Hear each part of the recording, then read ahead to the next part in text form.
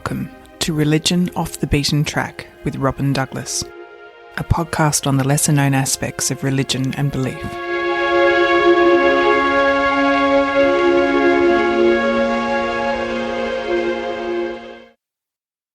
Hello, and welcome to the latest episode of Religion Off the Beaten Track. I'm your host, Robin Douglas, and today we have with us Julia Phillips, who's a PhD student at the University of Bristol. Julia, welcome and thanks for being with us.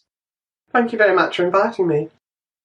Now, today we're going to be talking about witchcraft, and this is the subject of your thesis, am I right? Yes, although I will just qualify that it's more about what newspapers in Victorian Britain thought witchcraft was about, which is very often quite different to how historians view witchcraft. And you're being supervised for this by the legendary Ronald Hutton and also Will Pooley, I believe.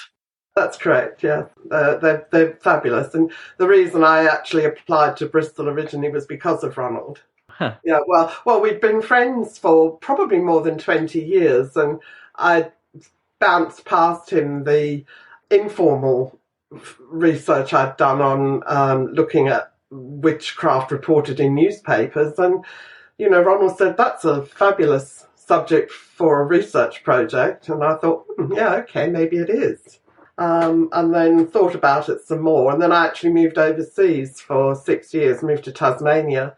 And then when I came back, I thought, you know, I'd had another chat with Ronald. And I said, do you really think it's a good idea? And he said, yes. So I worked up a formal proposal and sent it off to Bristol. Okay. And what was it that originally gave you the idea of doing research in this area? I was putting together a presentation for a non-academic conference about witches and cunning folk. It was about 2010, 2011. And the British Newspaper Archive had been in place for probably about 5 years by then. And what I thought I might do is have a look and see how frequently the word witch appeared and how frequently the word cunning and wise woman appeared, which was actually, looking back on it now with the benefit of hindsight, was pretty daft. But what it did show is that I didn't limit the years. I took it from 1700s up to, you know, the present day. And what it did show was that the word witch, you know, forget cunning folk and wise woman, and that they barely hit the radar. But witch showed a massive spike from 1850. And then just, it was almost like a witch's hat. If you look at the chart that I did, it sort of went along like that, and then it came up and back down again, and then bounced. It was, and I looked at that and I thought, why? Why in Victorian Britain was there suddenly this, what appeared to be, on a purely quantitative basis, this massive spike in interest in witches and witchcraft? And so that's when I actually first mentioned it to Ronald, and he sort of said, that's interesting. And that it basically came from there. And the more I thought about it, the more I thought, I really do want to work out why this happened. Okay. And what's the secret? Why was there a spike in witchcraft? Well, as most things historical, there are a multitude of causes, but the primary one is that newspapers went through a massive growth after 1850, driven by several factors. But the removal of the taxes on knowledge, you know, so-called taxes on knowledge, and the emphasis on changing the laws, they were driven by commercial outcomes. They weren't driven by anything other than that. People wanted the newspapers, and they were driven by minimising the risk to newspaper proprietors. And then there were changes to the Companies Act, and several of those came together in such a way that it gave people comfort and also gave them incentives to publish newspapers. And then almost by magic, what also happened was the development of steam. So you had the railways, And the telegraph then came very quickly on the heels of that, and also steam with the printing presses. So all of those technical innovations built into what was happening culturally and in terms of the commercial development. And it all came together. It was like a perfect storm, perfect melting pot. And as a result, newspapers, the number of newspapers grew significantly, primarily in the provinces.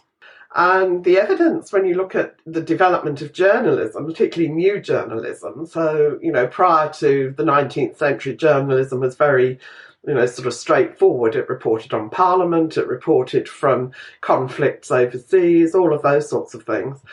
But populist material became more common, and in fact the weekly newspapers, especially ones like Reynolds and Lloyd's, the Sunday tabloids as we probably call them today, it was all scandalous stuff. They wanted lots of exciting, scandalous news that people would buy their newspapers. So witchcraft ticked a box big time in several different ways. I mean, one chapter in my thesis looks at witchcraft-related crime, which finds its way into newspapers primarily through court reporters. But there's a lot of other instances where witchcraft appears in newspapers that has absolutely nothing to do with crime. And literature, poetry, the theatre, opera. There's a very strong tradition of witches being featured in those sorts of areas. And political satire, which surprised me no end when I stumbled upon political satire. I wasn't looking for it. But it's very common. And so all of these things made newspapers such an important area for witches and witchcraft. And just before we go any further, let's look at the concept of witchcraft and what it meant to people. What sort of things specifically were witches thought to do? Were they thought to make people's cattle sick? Were they thought to kill humans by magical means or spread diseases, that sort of thing? Witches, on the whole, were believed to cause harm to their family and neighbours. They were evildoers, and they were people who, for whatever reason, were doing things that would harm others.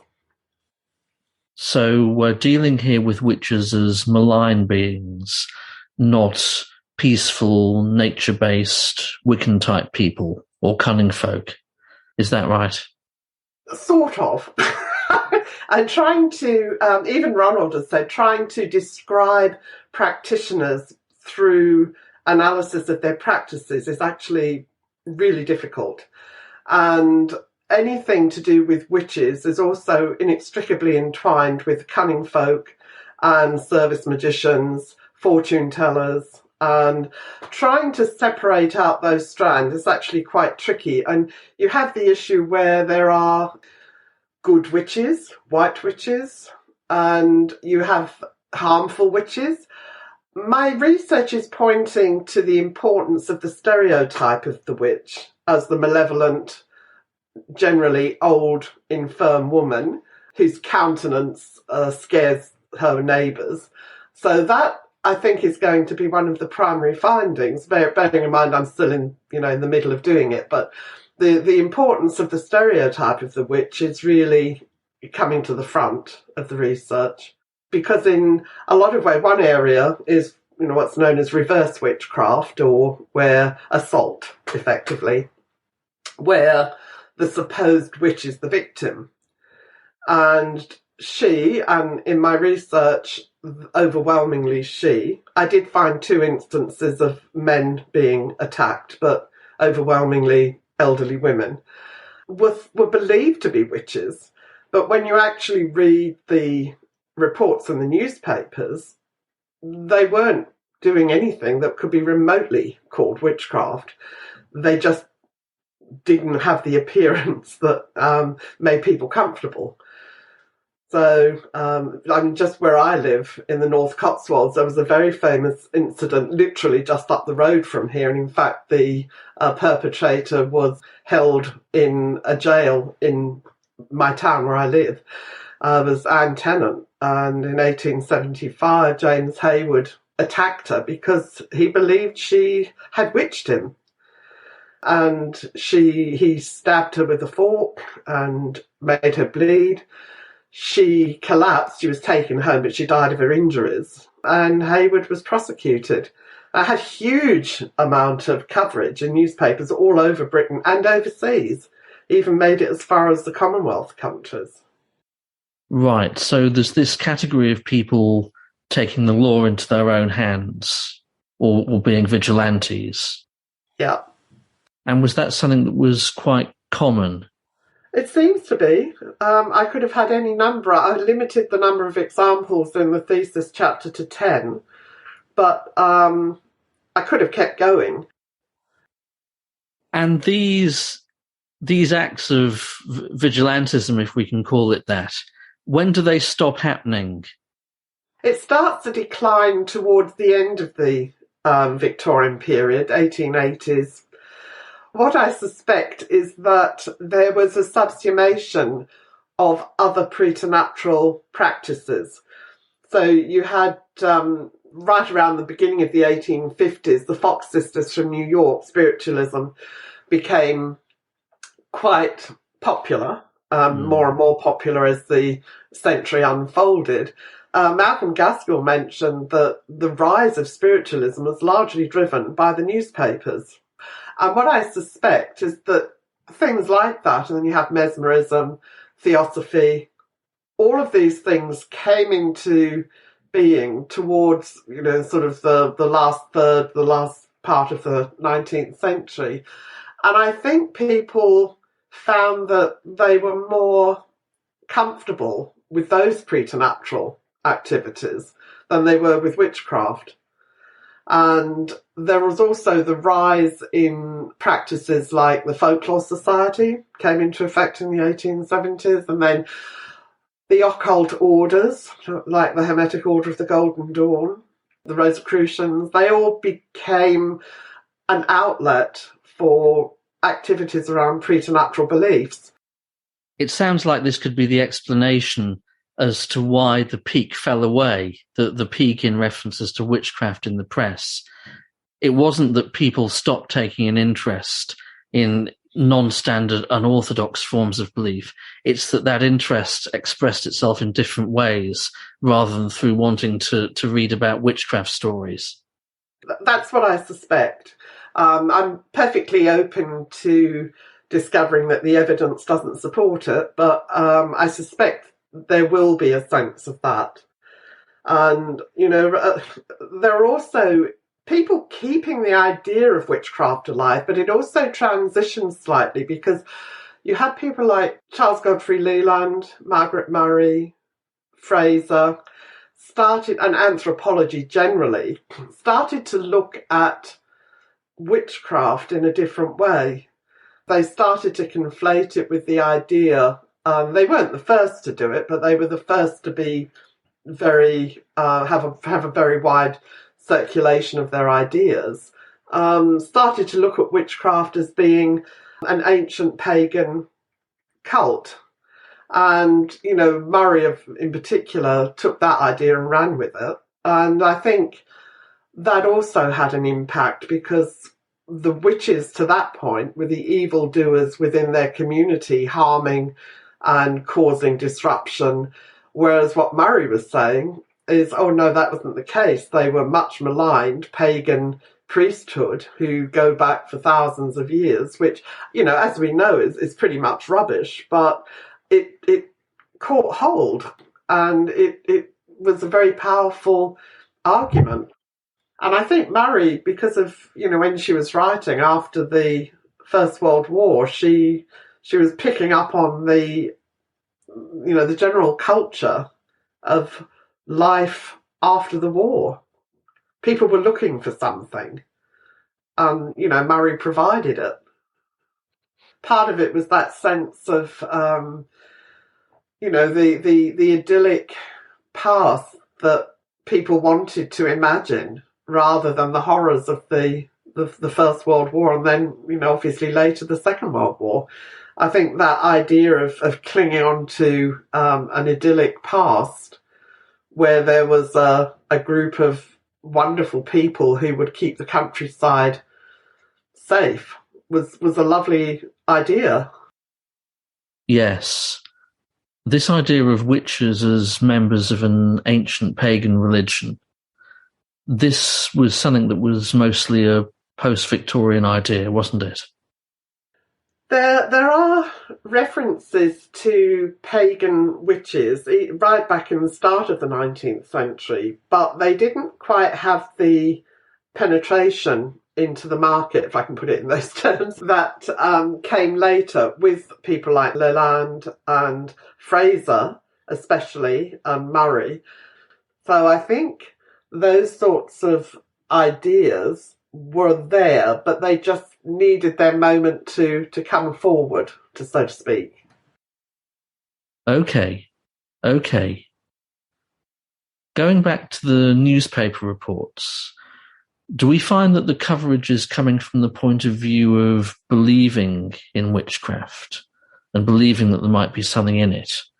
Or is it rationalist debunking coverage, saying how awful it is that people still believe such things? The latter. Nearly every instance, I can't think of one where it was otherwise. The reporter or the editor or the proprietor of the newspaper is really critical of the credulity of those who were involved in the incident and finding it impossible to believe that in as modern a society as Victorian Britain, people could still be prey to such superstitious nonsense.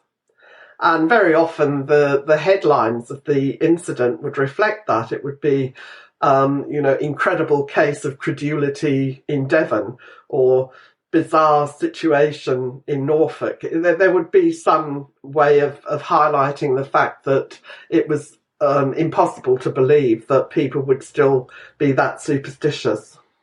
So would it be fair to say that the newspapers and the journalists who wrote for them were using witchcraft as a kind of punch bag? They were defining themselves against this supposedly primitive, superstitious form of belief and congratulating themselves and their readers on being enlightened. Yes, I think there was a sense of that, a sense that, of course, we don't believe in such things. We would never be prey to such superstitious nonsense. And very often the report is couched in the terms of the lower orders or the peasants and those sorts of people who are not as well educated as we are. And in fact, one of the bits of legislation under which most witchcraft was prosecuted in the Victorian Britain was the Vagrancy Act rather than the Witchcraft Act. And partly it's to distance themselves from any association with witchcraft. So do we then have a reasonably clear-cut divide between, on the one hand, ordinary people who may still believe in witchcraft and all that goes with it, and on the other hand, the world of journalists, magistrates, lawyers, and so forth, who are quite anxious to distance themselves from that sort of belief and would regard that sort of belief as a threat to the image of living in a modern society? Yes, I'm not sure it's clear cut. There is a divide. And there are instances where newspapers have interviewed people who have basically said, well, of course, this is all rubbish. I don't believe there's anything in this whatsoever. It's all superstitious nonsense. But, and then they go on to explain why they're worried about it. So I don't think it's really clear cut. And I think the incidents of fear in the community very often do provoke an irrational response, even in people who would like to think themselves entirely rational. So, yes, there is a divide, and the newspapers reported very much along the lines of, well, of course, this is all rubbish, but, it wasn't quite that clear cut. And also, news reporters were interpreting and crafting stories. I think what I always remind myself when I'm writing anything or reviewing anything is the primary motivation for a newspaper is to make money. So the more scandalous and exciting, one of the books I have for the research is called Get Me a Murder a Day. That's really what it was all about. So there was clearly a market of readers at this time who wanted to be titillated by these stories, who might have thought of themselves as being modern and enlightened, but who liked the frisson of reading these stories about supposedly primitive, superstitious beliefs. Yeah. I suspect part of it was Schadenfreude, that they thought, oh, well, that would never apply to me, but look at those stupid people over there. But also, I think people did genuinely want to read about it. It was something exciting. If you think about their mundane day-to-day lives, it was something that sort of lifted them out of it. And I think in newspapers as well, in the chapter that I'm about to start writing, when I'm looking at literature and theatre and opera, people wanted to be taken out of their humdrum lives. They wanted to be excited, and they wanted to see the witches on stage and in pantomimes, and they wanted to see the operas and read about them in the serialisation in the Victorian press. And do we find in the newspaper reports that the church has anything to say about this? Do we get vicars quoted saying that this is dreadful and superstitious? Surprisingly rare. I can't actually think of any article or incident that I retrieved from the British Newspaper Archive that involved the church. I think it was more a question that religion generally in Britain was losing its stranglehold on the population. But having said that, most coming folk used the Bible and they used a belief in Christianity to demonstrate the effectiveness of their magic, of their cures. And in fact, I've just been editing an incident where one of the witch in the story claimed that nothing bad could happen if the Bible was wrapped up with some money that she'd stolen from these poor people. They would use references from the Bible. They would say prayers. They would ask their clients to recite the Psalms or to pray. So Christianity was embedded within the practices, but in the sense that it was almost like the magic spell. So this is essentially popular folk Christianity rather than a world which ties in with the institutions of the church and the clergy. As I've seen it in the newspapers, yes. I mean, I'm sure there were instances where the church was called upon. I can remember reading articles where the reporters said things like, one wonders what their parish priest is doing for people to still have beliefs such as these. Those sorts of accusations were, popped up in newspaper reports, and the schoolmaster came in for it as well. Is, what are the schoolmasters teaching if people still have these superstitious beliefs and those sorts of things? But that was really the focus of the interaction. Okay. Well, we've talked about newspaper reports of witchcraft, but you've also mentioned that there's other references to witchcraft in other forms of literature and art, theatre, opera, and so on. Am I right in saying that you find a different image of witchcraft in those sources? It depends, is the short answer. One of the things that struck me very, very forcibly is the huge impact of Macbeth and the stereotypical witches of Macbeth. They're everywhere. And that had a massive impact, not just Macbeth. I mean, there are other types of witchcraft mentions, But then you also have the idea of the beguiling witch and the charming witch and the beautiful young witch, and those pop up quite often in poetry, and they have a very different style. You know, they'll say a beautiful witch was sunning by the bay and charming her way. All of those sorts of ideas in poetry. Mostly in literature, the witch was not usually a positive character, but not always.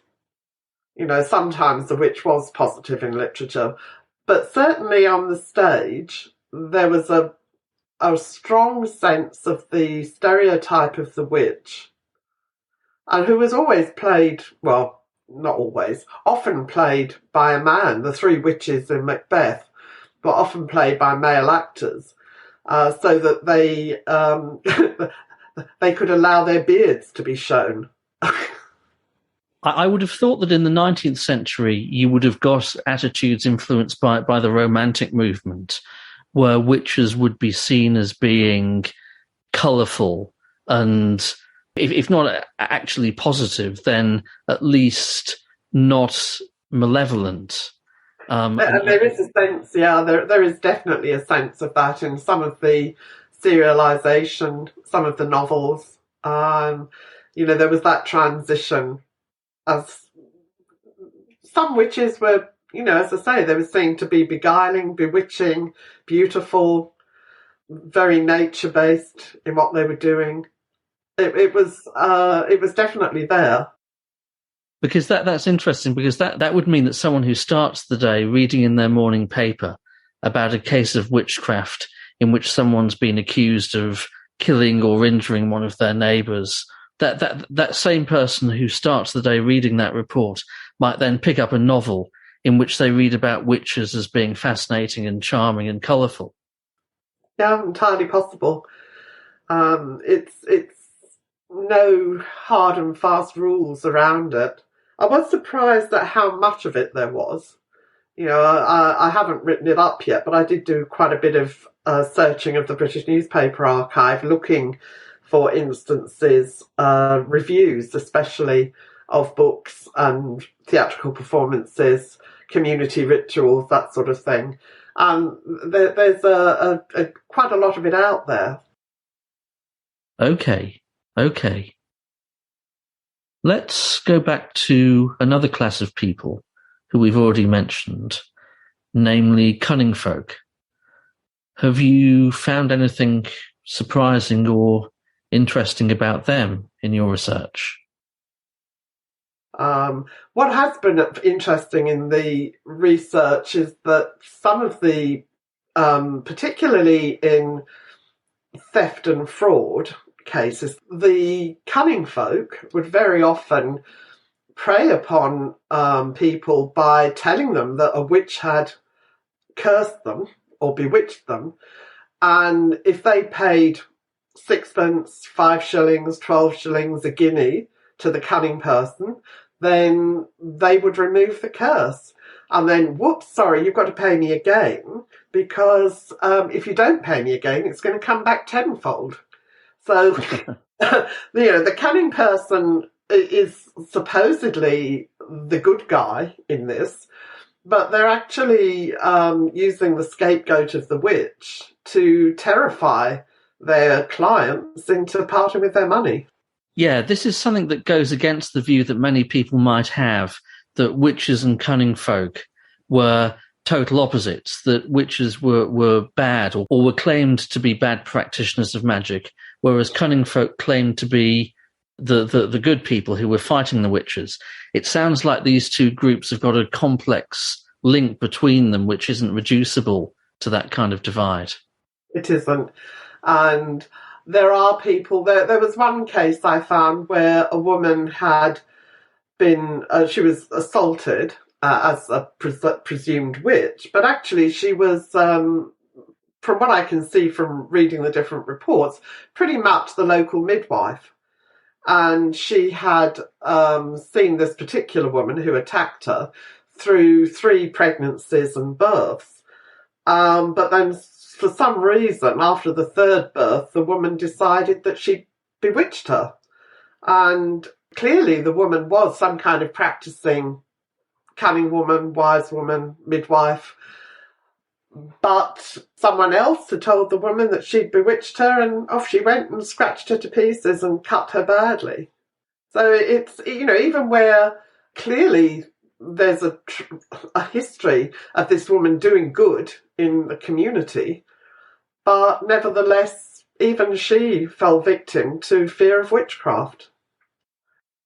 It would be quite easy and quite tempting to tie the decline of belief in witchcraft into the advance of medicine and modern understandings of health and sickness. Is that too simplistic, or is there a strong link there? I think there is a strong link, because as people understood more and they realised that things that were at one point attributed to witchcraft actually had nothing to do with the preternatural, but were instead had a medical rationale behind them, that made it easier for people to understand that what was going on wasn't supernatural or preternatural. It was, a physical ailment. So yes, I do. I mean, it is simplistic to say, the introduction of modern medicine saw the downfall of witchcraft. I don't think it was quite that straightforward cause and effect, but I do think it was a great contribution to the whole thing. Okay. And just as we can say to some extent that the rise of modern medicine has a detrimental impact on witchcraft beliefs, in the same way can we say, is it the case that the growth of modern policing, law and order, modern criminal justice begins to diminish the number of witchcraft cases that we find? I'm not sure that it did. It certainly transitioned. Most laws against witchcraft were based on Anglo-Saxon laws, where you righted a wrong and you got reparation for a harm done. And that principle was embedded into English law, which then became British law. And with the establishment of the constabularies, what happened was that instead of neighbours taking sort of things into their own hands, there's a number of instances where they actually brought the matter to the local police. And in some cases, a couple of reports that I found, one of them I've included in the thesis, the person who was aggrieved set up a sting operation with the local police officer using a marked coin to prove that the witch was defrauding them. Okay. This has all been very interesting, and we could go on, I'm sure, for several hours on this subject. But sadly, we've come to the end of our time for this episode, and so we have to leave it there. Julia Phillips, thank you very much for being with us today. Thank you very much. It's been great.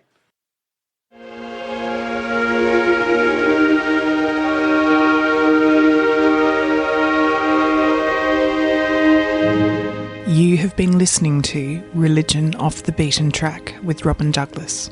Remember to follow us on Twitter and Facebook.